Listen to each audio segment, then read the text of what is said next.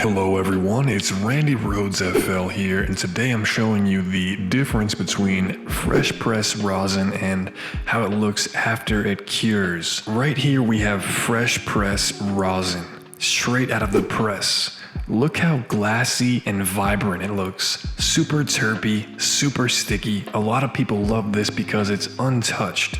It hasn't had time to change yet. The consistency is like a warm taffy, but if you leave it out at room temperature for a few days, things start to change. If you let it cure naturally, you'll end up with a different, more dry, batter-like substance. So I'm about to show you the cured rosin. It's not gonna be glass shard-like, it's gonna be more like this. So this is that same fresh press after curing. It's now a more batter-like texture, easier to work with, and for some strains the flavor actually improves as it cures.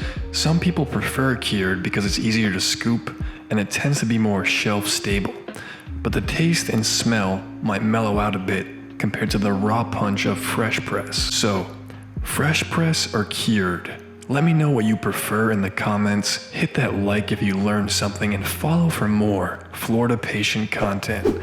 I got more coming soon. Peace out.